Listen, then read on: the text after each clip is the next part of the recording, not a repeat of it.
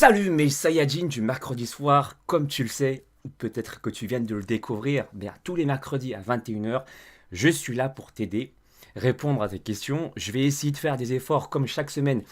Euh, Plus les semaines passent, plus je fais des efforts de synthèse, hein. J'essaie de répondre à un maximum de questions, mais je suis comme toi, j'ai 10 doigts avec une bouche, donc j'essaie quand même de répondre de façon efficace, mais aussi de façon plus précise de semaine en semaine. Alors, si tu ne me connais pas, laisse-moi juste me présenter en l'espace de quelques phrases.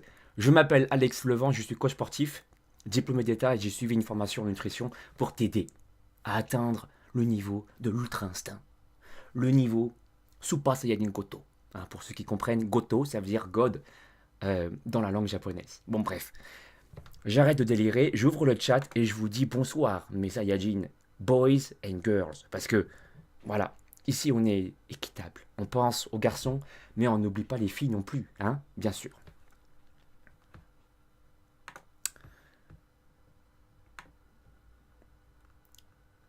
Alors, salut Vic, Franck Greisel. J'ai une question juste à vous poser avant de commencer à parler. Est-ce que vous m'entendez bien? Parce que la dernière fois, j'ai oublié d'activer le micro. Déjà, juste pour m'assurer que le son est bon, j'attends vos réponses avant de continuer à parler pour rien, dans le vide, dans le vent. Alex Levent. Ok, ça marche. On est bon là, on est bon. Alors, euh, je vais vous saluer mes Saiyajin. Frank Reisel, Kenji Toshiro, Momo Dubled, Tupoli, Mika, 30 383 081. Il y en a tant que ça des Mika. Eh bien, Talion, Flyer Blaster, Mujin Lucas. Salut Alex le Saiyajin. Toi aussi, tu es un Saiyajin de l'espace. Voilà, je vous salue tous mes sportifs. Comme promis, désolé, hein, j'ai une coupe de cheveux un peu à l'arrache parce que je viens tout juste de sprinter pour venir faire ce live, pour te dire à quel point je suis déter à répondre à tes questions. J'ai fait une séance de musculation, tu le sais, hein, dans 3 jours, si tu me suis sur les réseaux sociaux, j'ai une séance de shooting où j'ai des choses à prouver. Qu'on peut être musclé, volumineux, athlétique, avoir le six-pack, rien qu'en travaillant en poids de corps. Là, tu vois, je me suis entraîné des rochers, j'ai sauté sur des bancs, j'ai monté sur des collines. Les voitures sont passées devant moi, ils se sont dit, mais c'est qui ce fou furieux, tu vois. Mais c'est pour te montrer qu'il y a moyen d'avoir des résultats très corrects, juste en travaillant au poids du corps et avec des bandes élastiques. Voilà, je te le prouverai. Ce samedi, soyez prêts mes Saiyajins, je vais tout donner. Alors, attends. Hop.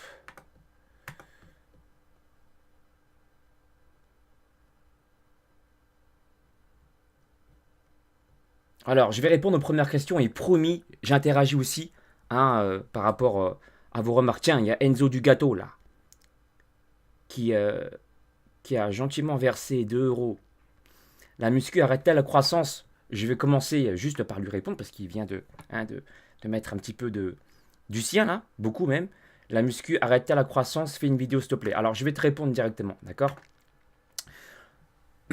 Ce qui fait, ce qui freine la croissance chez les adolescents, c'est qu'il y a des zones sur tes os hein, qui continuent encore à se former, on va dire. On appelle ça les zones de cartilage de croissance. Dans ces zones-là, s'il y a des fissures, effectivement, ça peut freiner la croissance. Maintenant, la question qu'il faut se poser, c'est est-ce que la musculation crée des fissures dans ces zones?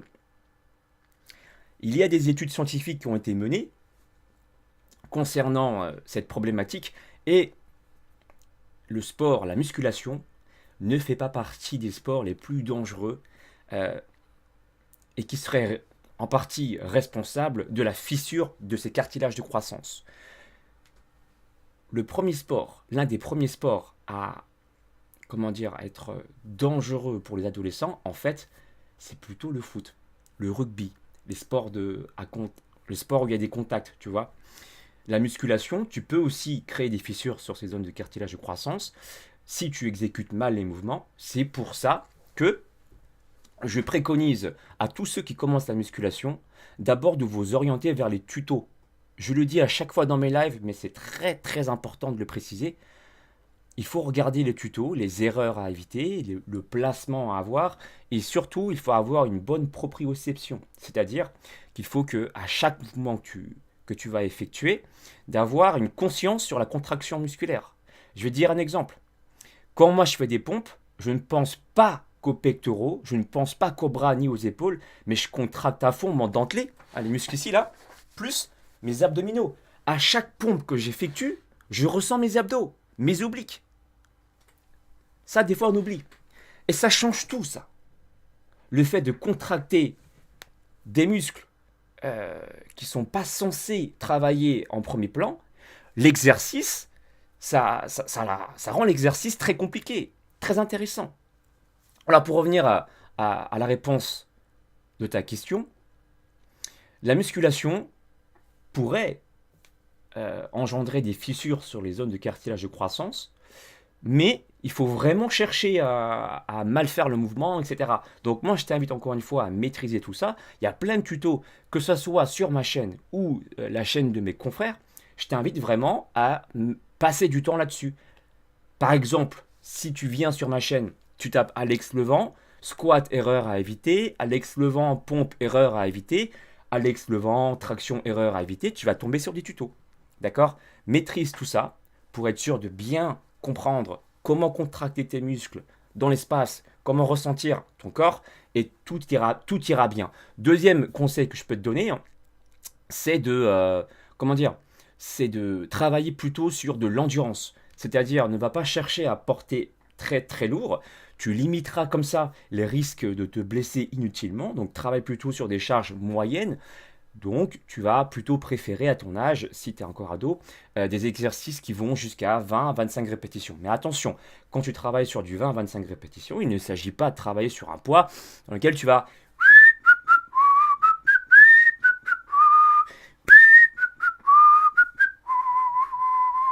D'accord? T'as reconnu la musique, Gohan? Il faut que ça soit compliqué. C'est-à-dire qu'il faudrait que, si tu fais 20 répétitions, la 21e doit être compliquée. Quand même, tu travailles sur une notion d'endurance, parce qu'il y a quand même pas mal de répétitions, tout en gardant une notion d'intensité, de bonne intensité. Donc voilà, tu as tout compris. J'espère. Allez, maintenant je vais répondre aux premières questions.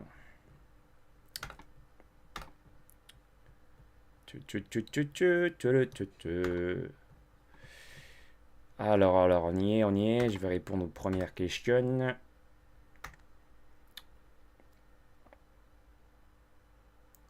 Alors, ça c'est une bonne question, ça. J'aime bien. Dan Cossard. La première question. Combien de temps tenir un régime? Ça, j'aime bien. J'aime beaucoup. Merci d'avoir posé cette question. À vie! À vie, mon sportif! Mon Saiyajin! En réalité, j'aime pas trop employer le mot régime, même si c'est légitime, je veux dire, tu vois, mais... Par exemple, mon régime alimentaire, je vais le tenir à vie. Là, en ce moment, je suis en train de me donner à 1000%. Ça sera un petit peu moins compliqué après mes séances de shooting. Donc, je vais du coup revenir à un mode un peu plus soft, mais quand même, je vais tenir mes notions de ressenti alimentaire toute ma vie. Et c'est la raison pour laquelle je fais des vidéos, des vlogs où je te montre un petit peu ce que je mange, comment je m'entraîne, pour pouvoir t'inspirer. C'est ça mon objectif. Que tu puisses pas faire exactement un copyright de ce que je fais, parce que chacun est différent, chaque être va digérer différemment, on n'a pas tous les mêmes bactéries intestinales, donc du coup on va pas dépenser le même nombre de kilocalories, etc. Et tu verras que je sortirai une nouvelle vidéo pour te prouver que d'un plat à l'autre, d'une personne à l'autre, on va pas dépenser le même nombre de kilocalories en mangeant la même chose et en faisant la même activité physique. On est tous différents. Mais on est tous capables d'écouter ses ressentis et on est tous capables de s'arrêter de manger lorsque satiété il y a. Et ça, c'est ce que j'essaye de t'éduquer. Et c'est la meilleure façon pour moi de rendre un programme personnalisé. Parce qu'en réalité, c'est pas moi qui vais le personnaliser plus, c'est toi. Tu vois, moi, je vais te passer des bases, que ce soit sur ma chaîne ou via mes programmes. Je vais calculer de façon théorique tes apports en macronutriments. Donc, si tu ne sais pas de quoi je parle, sur ma chaîne, tu tapes de la diète du six-pack plus Alex Levent. Je t'explique combien de grammes de protéines il te faut par jour, combien de grammes de glucides et de lipides. Mais sinon, quand je fais des programmes, pareil, je calcule les apports en fonction de son âge, en fonction de ta taille, etc. Ça reste théorique. En réalité, la personne, après avoir reçu mes programmes ou bien après avoir regardé sur ma chaîne les conseils théoriques que je lui ai passés, il faut qu'elle puisse personnaliser ses apports en calories via ses ressentis. Et ouais, d'accord. C'est pour ça que je te montre tout ça. Regarde aussi mes vlogs où j'ai montré comment j'ai fait pour sécher. J'ai sorti la vidéo ce matin, les résultats sur 28 jours de sèche quand j'ai fait cet été. Je t'explique tout ça, donc il faut que tu t'inspires de toutes mes méthodes pour que tu puisses trouver toi ton chemin pour devenir un Super Saiyajin Koto. Allez, je continue. Donc c'est pas un régime qu'il faut tenir en fait sur du court terme. Hein, quand tu commences à comprendre tes ressentis, tu vas voir que au fur et à mesure, tu vas devenir de moins en moins dépendant de la balance alimentaire. Au début, je pesais tous mes aliments, mais tout, les protéines, les glucides, les pâtes, tout. Je calculais au gramme près ce que je mangeais, parce que je suis quelqu'un qui aime bien la précision de base, d'accord. Mais j'ai appris au fur et à mesure que, en réalité, ce que tu consommes comme aliment et ce qui s'affiche sur les étiquettes de tes aliments, il y a une marge d'erreur. Je te le prouverai dans une future vidéo, j'en ferai une vidéo complète à ce sujet, avec des études scientifiques toujours à l'appui. Sache qu'il peut y avoir une marge d'erreur jusqu'à 15 à 25% sur l'affichage des étiquettes concernant les calories. Déjà d'une part. Ensuite, deuxièmement, comme je te l'ai dit tout à l'heure, on est tous constitués de... Comment dire, on est tous différents. Et en fonction de la nature de nos bactéries aussi intestinales, je vais t'expliquer ça dans une future vidéo aussi, toujours avec des études scientifiques à l'appui, eh ben, d'une personne à l'autre, pour le même apport calorique que pourrait apporter par exemple un plat de pâtes, on va pas dépenser on va pas absorber le même nombre de calories. Donc, comme j'aime la précision, on peut pas être précis même en étant hyper rigoureux. La meilleure façon pour moi, du coup, d'être précis, c'est d'être à l'écoute à 100% de ses ressentis. C'est la raison pour laquelle je me suis plus penché là-dessus. Donc au début, je me base sur des calculs. Voilà, on est sur une approximation la plus précise possible. Et après, j'affine. Tu vois, je m'écoute. Ah tiens, j'ai encore faim. Ah tiens, j'ai plus faim. Et puis il y a des techniques aussi, comme par exemple celle que m'a enseigné David Lefrançois il y a peu de temps. D'ailleurs, je te salue, David, sur Regarde ce live. Si tu ne le connais pas, je t'invite vivement à découvrir son travail. Il est excellent, ce mec-là. Une mine d'or d'informations. Il est spécialiste en neurosciences. Sa chaîne, c'est David Lefrançois. Il a expliqué quelque chose de très intéressant avant de manger. Apprends à respirer. Pour prendre pleine conscience de ce que tu mets en bouche. Et sa technique, c'était, j'en ferai une vidéo complète aussi, inspirer en un temps. Bloquer la respiration en 4 temps, puis expirer en 2 temps. Par exemple, tu peux inspirer par exemple 4 secondes, bloquer 16 secondes, 16 temps. Je vais pas le faire, mais tu restes bloqué, voilà. Tu bloques ta respiration, tu respires avec le ventre, hein, très important. Et ensuite, tu expires en 2 temps. Donc, si je prends l'exemple de l'inspiration en 4 temps, de la phase d'apnée en 16 temps, tu vas donc expirer en 8 secondes. Voilà. C'est une technique que m'a enseigné David Lefrançois. Je t'invite à mettre ça en place. Ça va te prendre quoi 2 minutes 2 minutes avant de manger. Et tu vas t'apaiser. Tu vas sécréter moins de cortisol. Tu le sais, le cortisol en plus, c'est une hormone qui favorise la rétention d'eau, qui bloque aussi, quelque part, le phénomène de la lipolyse, de la libération d'acides gras. Donc, tu as tout à y gagner, hein, en essayant d'appliquer cette méthode avant de manger.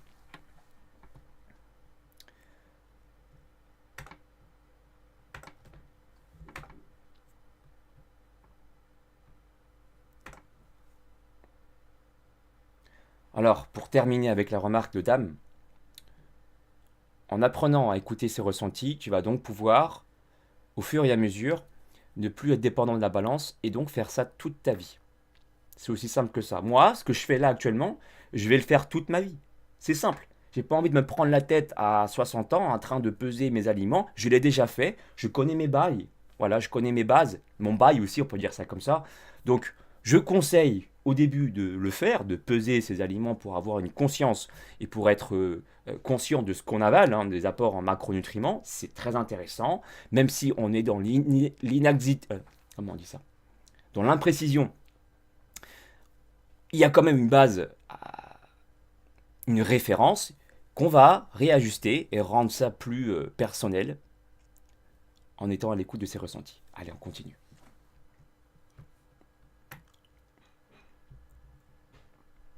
Et puis, malpoulé que je suis, je ne vous ai pas euh, souhaité là en live mes meilleurs souhaits. Mais bien sûr, mes meilleurs souhaits, mes sportifs. Et moi, tout ce que je vous souhaite, c'est d'avoir du muscle fonctionnel. Hein, tu le sais bien. Le muscle fonctionnel, c'est-à-dire prendre de la masse musculaire et que cette masse va te servir dans ta pratique, que tu sois, je sais pas, un Saiyajin, que tu sois un karatéka, un gendarme, un policier. Voilà, je te souhaite d'avoir du muscle fonctionnel et d'avoir le fameux six-pack. Je vais t'aider à l'obtenir via mes vidéos, via mes services de coaching, etc. Je vais t'aider, t'inquiète pas, je te laisse pas dans la nature comme ça. Ok? Je t'accompagnerai dans ta quête de la remise en forme, mon Saiyajin.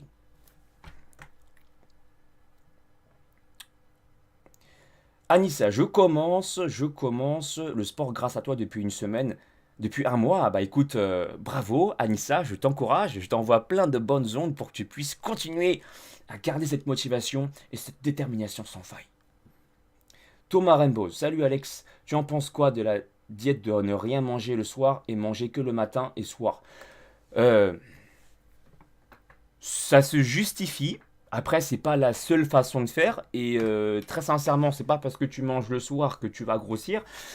C'est juste que il faut voir si toi ça t'arrange, si tu préfères comme ça au niveau de tes ressentis alimentaires, si ça fonctionne aussi sur toi.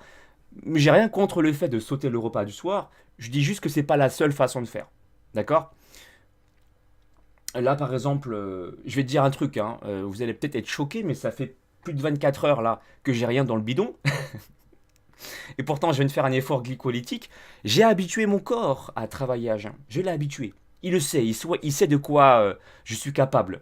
Donc, je n'invite personne à vouloir faire comme moi, d'accord? Simplement, en faisant ça, je me suis appuyé encore une fois sur des études qui montrent que le corps masculin pourrait sécréter jusqu'à 2000% de testostérone en plus après 24 heures de jeûne. Et pour les femmes, jusqu'à 1300% de plus en testostérone, ce qui est énorme. Tu le sais, samedi j'ai une séance de shooting, donc c'est une semaine assez particulière. J'essaie d'optimiser un maximum mes gains en termes d'hormones, testostérone, etc. Naturellement. C'est ça la subtilité. Je veux prouver que en utilisant toutes les techniques possibles naturelles, on peut arriver à un physique un petit peu hors norme, un petit peu spécial, en état naturel. Et samedi, je le prouverai.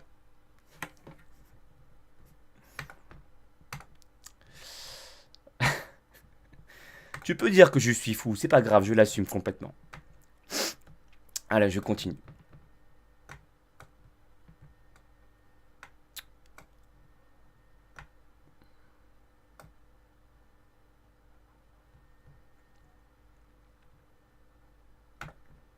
Alors attention, je vais revenir sur l'histoire du jeûne là, sur les 24 heures. Euh, Ne t'amuse pas à faire ça si t'as pas l'habitude au début de jeûner. Hein. Commence tout simplement par 8 heures. Des études montrent que il faudrait entre 8 à 12 heures pour pouvoir t'entraîner à jeun et en tirer les bénéfices. En fait, quand tu es à jeun, tu vas plus avoir tendance à sécréter l'hormone antagoniste de l'insuline qu'on appelle le glucagon. D'accord? L'insuline, tu connais très bien cette hormone, hein, elle est à la une sur les réseaux sociaux et sur les chaînes YouTube de fitness. C'est l'hormone de stockage. Elle n'est pas mauvaise en soi, c'est normal. Heureusement qu'elle existe cette hormone. Parce que sinon on stockerait plus rien. On stockerait plus de glycogène musculaire et on stockerait même plus d'acide aminé. Donc tu n'aurais plus de muscles. Donc faut pas en vouloir. Attends, comment ça se fait que je suis flou? Ok, c'est bon. Faut pas en vouloir à cette hormone. Simplement, si elle est sécrétée de façon trop importante, là effectivement tu risques d'avoir un risque de stockage. Et plus en fait tu vas sécréter de l'insuline, plus ton corps, à un moment donné, si tu en sécrètes de trop, ton corps va faire de la résistance à l'insuline. Et ça, c'est chiant, la résistance à l'insuline. C'est-à-dire que ton corps, il va falloir que tu en sécrètes encore beaucoup plus, d'accord, que le pancréas en sécrète encore beaucoup plus pour que les éléments, voilà, les éléments nutritifs puissent rentrer dans tes cellules musculaires. Et donc, c'est à ce moment-là que tu risques de stocker parce que tu as trop d'insuline, d'accord. Donc ceux qui n'ont pas besoin de beaucoup d'insuline, on appelle ça la sensibilité à l'insuline, si elle est forte, eh bien c'est une bonne chose. Ça veut dire que le corps n'a pas besoin de sécréter beaucoup d'insuline pour que ces éléments-là, nutritifs, rentrent dans tes cellules musculaires. Et voilà. Pourquoi je disais ça? Oui, quand tu es à jeun, eh bien tu sécrètes plus de glucagon, c'est l'hormone opposée de l'antagoniste, et il faut savoir que le glucagon euh, est, comment dire, a une action lipolytique, donc va favoriser la libération d'acides gras. Mais en plus, tu vas aussi, quand tu es à jeun, sécréter plus de substances qu'on appelle les catécholamines.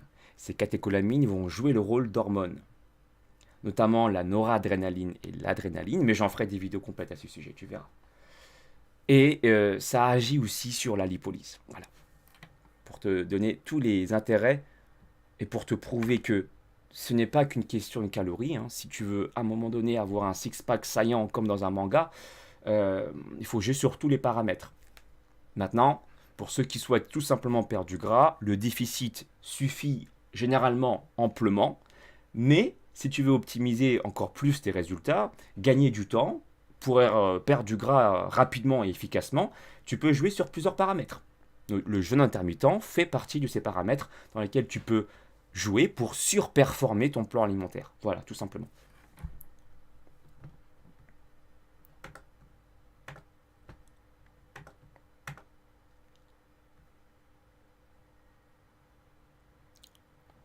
Allez, on continue. Vaga Grappler. Salut Alex, comment créer son programme? Je ferai une vidéo dessus si tu veux. Bon, pour ceux qui sont indépendants et qui aiment bien se prendre en main tout seul, je ferai une vidéo dessus. Après, c'est sûr que quand tu n'as pas d'expérience en termes de ressenti et en termes de connaissances théoriques, c'est un peu compliqué. Maintenant, pour ceux qui sont vraiment indépendants, qui ont déjà une bonne base, je peux créer des vidéos comme ça si tu veux être indépendant et créer ton propre programme. Je le ferai. Grégory Leclerc, excellente année. Toi aussi, mon cher Grégory, ça fait plaisir. Thomas, j'ai répondu pour le fait de manger rien le soir. Je suis pas contre. Après, c'est pas la seule solution.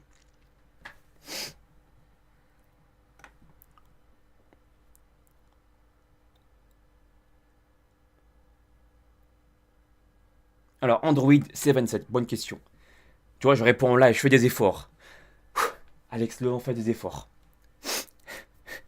Comment tu fais pour rester sec à ce point sans être fatigué? Force à toi. Tout simplement parce que, et ça je vais m'inspirer encore des propos de David Lefrançois, vraiment, suis-le, c'est un mec en or ce mec-là. Il explique vraiment les choses très très très très très bien. Alors, je fais comment pour être sec sans être fatigué? Eh bien, je me nourris de l'intérieur. C'est-à-dire que moi, dans ma vie, je suis heureux. Je suis entouré, voilà, je suis entouré de bonnes personnes qui me poussent vers le haut. À commencer par ma famille, mon meilleur ami, mes amis, ma team Levent. Voilà, je suis quelqu'un qui est épanoui. Tu me le vois, hein, souvent dans mes lives, je souris tout le temps. Dans mes vidéos, c'est pareil, je ne force pas. Dans la vraie vie, je suis comme ça, même pire encore. Ou mieux plutôt, je dirais, pour utiliser des bons termes. Donc je suis quelqu'un qui est épanoui. Je travaille beaucoup aussi sur la respiration. C'est pour ça que je me suis intéressé à la vidéo aussi d'David Lefrançois concernant, tu sais, le fameux respiration un temps, apnée en 4 temps et expiration en 2 temps. Je travaille beaucoup sur ça, je travaille beaucoup sur moi. Je me remets aussi beaucoup en question parce que je ne prétends pas avoir la science infuse. Et tout ça, ce sont plusieurs facteurs que j'accumule qui me rendent heureux.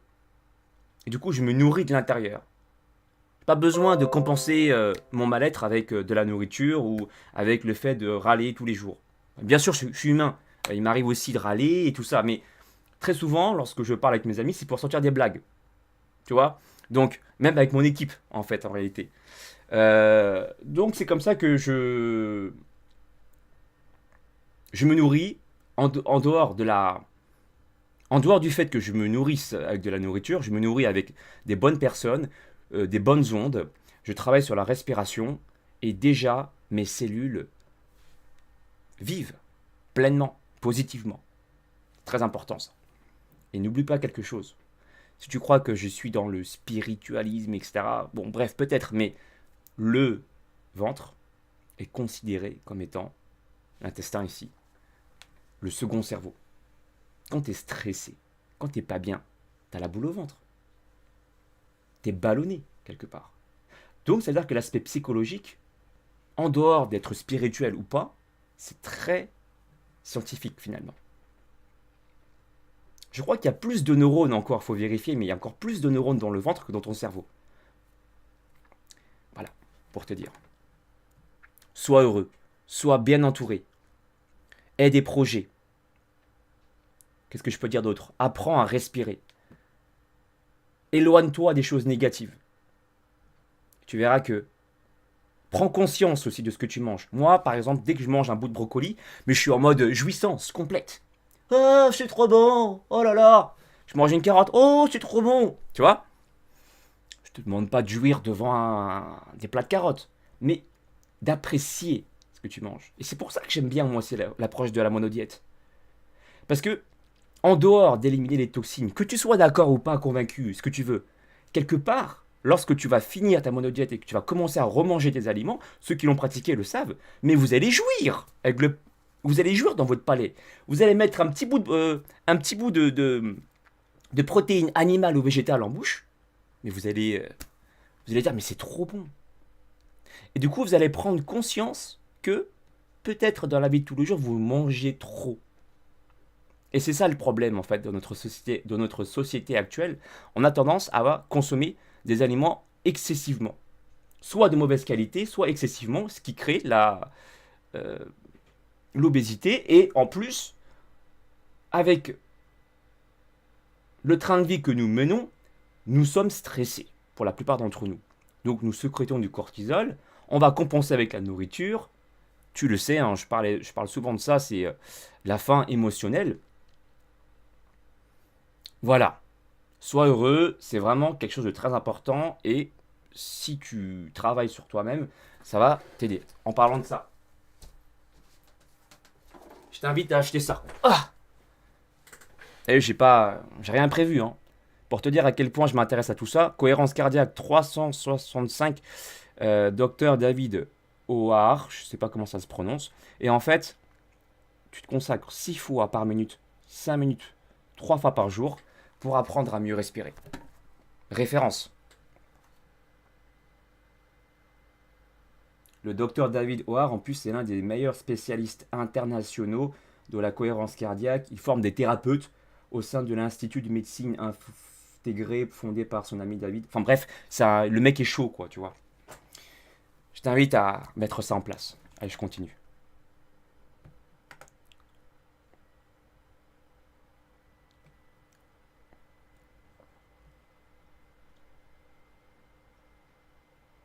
Oui, tout à fait, le blockbuster. Jouir devant un plat de carottes. Quoi de neuf, docteur? Docteur Soy. Non, blague à part, tu vas peut-être pas jouer devant un plat de carottes, mais dès que tu vas mettre en bouche un élément autre que le fruit que tu as consommé pendant 3 jours, je peux te promettre que tu vas jouir dans ton palais. C'est sûr, ça. Allez, je continue. Alors, c'est une bonne question, ça. Cédric, je t'aime. 13 ans. Fais un programme, c'est pas structuré. Alors, c'est pas ça, non, c'est pas ça la question. J'ai vu un instant, là, qui m'a posé cette question très très intéressante. Bordel, ça va trop vite pour moi. Euh, Il y a une question qui me l'a posée avec le petit déjeuner, là. Euh, Qu'est-ce que c'est? Bon, je ne retrouve plus le nom de la personne. désolé hein, si je te nomme pas, mais on m'a posé la question, pour moi, c'est quoi le meilleur petit déjeuner? Et heureusement que tu précises pour moi, parce que on est tous différents. Mais quand même, un petit déjeuner protéiné va plus te caler en général qu'un petit déjeuner où tu as beaucoup de glucides. Tu peux en consommer. Mais c'est vrai que moi, de préférence, euh, s'il y a un choix à faire, qu'un seul choix, je te conseillerais, par exemple, un petit déjeuner où il y a des œufs. Parce que ça contient de la tyrosine. Et la tyrosine va, entre guillemets, venir nourrir, entre guillemets, un neurotransmetteur qu'on appelle la dopamine. Et la dopamine est responsable en grande partie de ta vigilance, de ta motivation et de l'éveil. Ce qui veut dire que si tu as la tête dans le cul le matin comme ça, alors en consommant des aliments protéinés comme des œufs, tu vas pouvoir ainsi te sentir mieux. Et pas plus tard qu'il y a 2 jours, je me suis amusé à regarder des vidéos sur internet comme toi, sur YouTube, sur la chaîne Sympa, parler des effets de la consommation de 3 œufs par jour. Qu'est-ce que ça fait à ton organisme? Est-ce que c'est dangereux ou pas? Le cholestérol alimentaire, etc. Ben, il s'avérait que ça fait rien de mauvais en termes de production de mauvais cholestérol et que au contraire c'était bénéfique pour toi. Donc j'en ferai aussi une vidéo complète à ce sujet. Manger 3 œufs par jour n'a rien de nocif pour toi, ou bien au contraire. Maintenant, faut-il encore pouvoir choisir les bons œufs? Moi, je te conseille de consommer des œufs de plein air ou des œufs aussi riches en oméga 3. Voilà. Les œufs riches en oméga 3, il y a une filière qu'on appelle la filière bleu blanc cœur parce que les poules sont nourries au lin et le lin est riche en oméga 3. Du coup, comme la poule est riche en oméga 3, elle va aussi pondre des œufs riches en oméga 3. C'est aussi simple que ça, c'est QFD. CQFD, ce qui veut dire, c'est ce qu'il fallait démontrer quand je galérais à l'époque à Terminal S. C'était chiant ça, voilà, bordel. Voilà, on continue.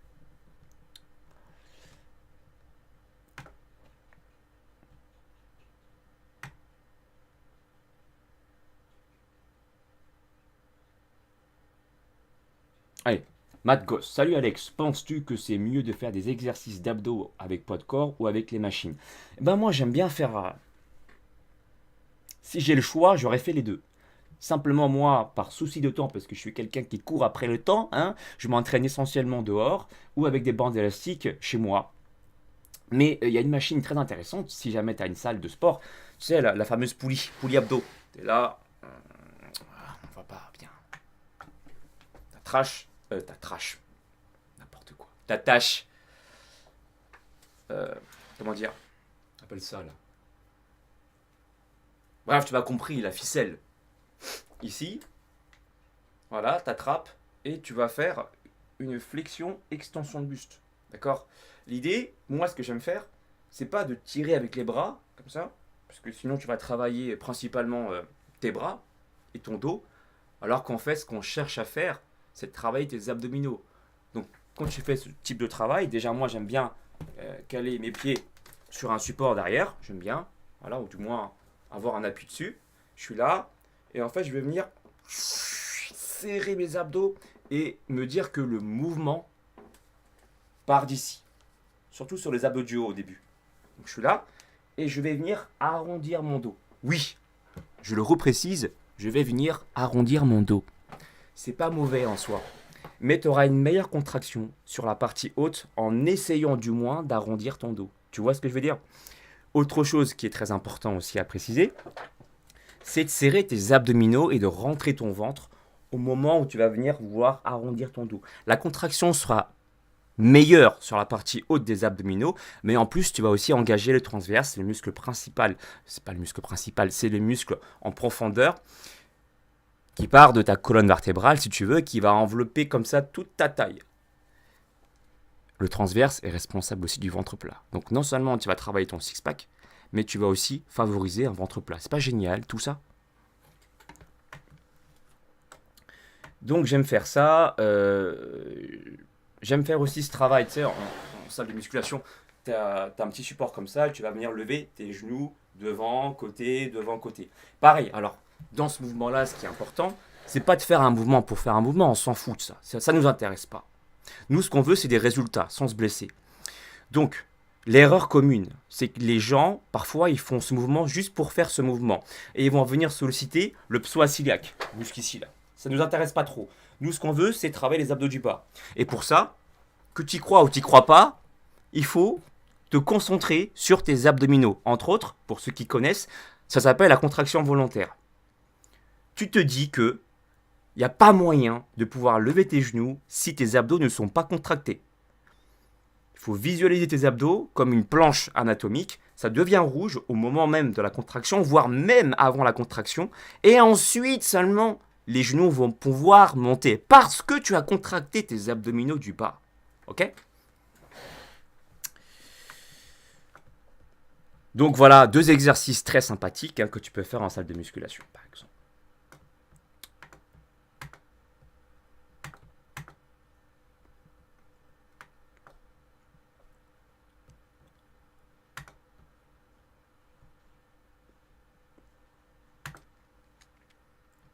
Alors, Chris Serrer, c'est bien ça. Bonne question.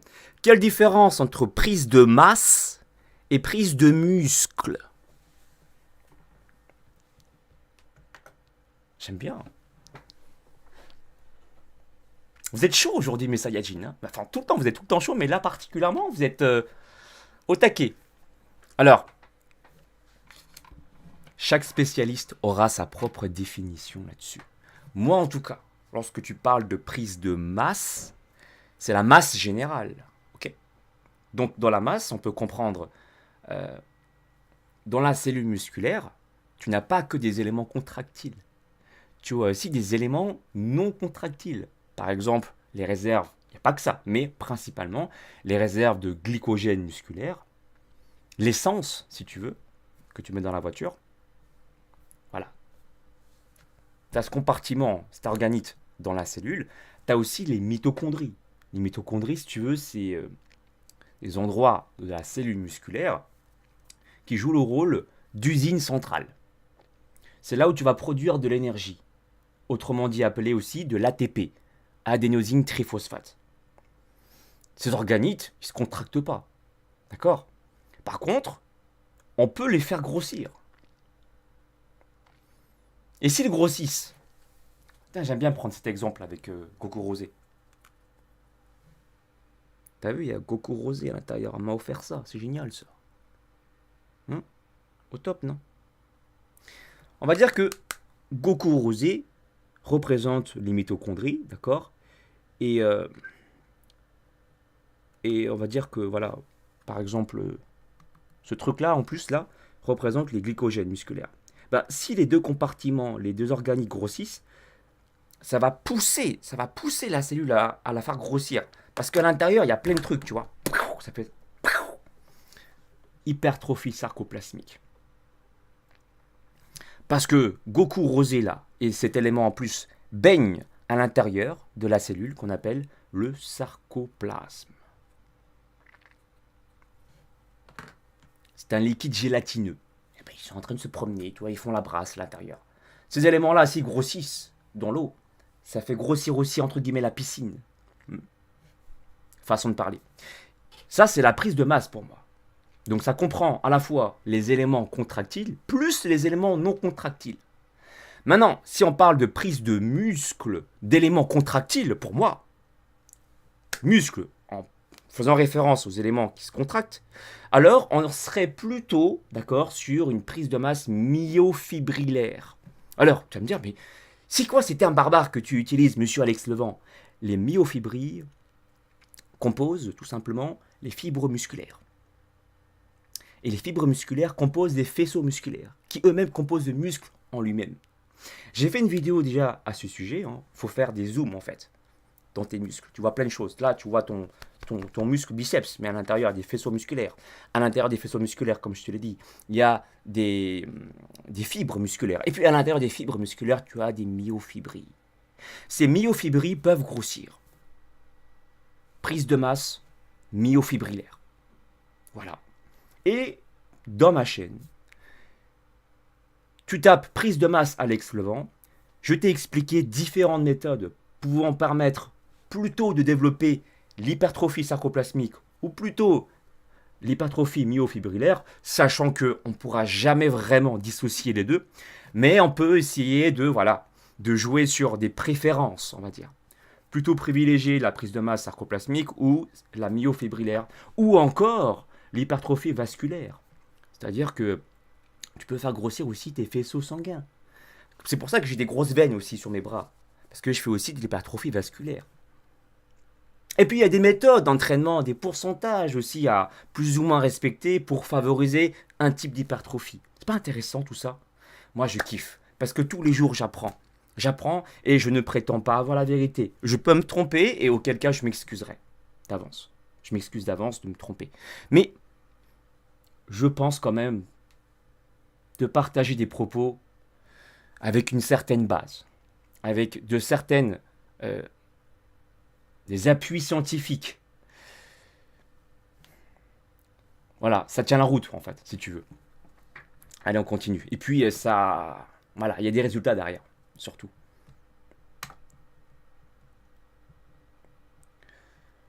Bon, mes sportifs, ça fait plus de 24 heures là que je suis à jeun, bordel. Je vais peut-être aller manger. J'ai sécrété pour moi là bien plus de testostérone pour être chaud ce samedi pour ma séance de shooting. J'ai hâte de te montrer ce résultat. Et comme tu le vois, je suis loin d'être fatigué. Donc, il ne faut pas critiquer à tort et à travers la pratique du jeûne. Je ne t'invite pas à faire comme moi, encore une fois. C'est juste qu'il faut savoir s'habituer, habituer son corps à travailler à jeun. Mais c'est pas mauvais en soi. C'est pas mauvais pour la santé. D'accord? Bon, je pense avoir fait quand même le tour de pas mal de questions. Je vais à présent m'occuper un peu de moi, manger un peu, répondre encore aux questions, préparer les programmes pour les clients qui m'ont fait confiance. J'aime ma vie. Et je vous aime, mes sportifs, mes Saiyajin, boys and girls. Allez, gros bisous. Et je te dis à demain pour ma future vidéo qui sort du coup à 17h. Tous les jours, il y a des vidéos avec monsieur Alex Devant. Tous les jours, c'est comme ça. Allez, bisous, ciao.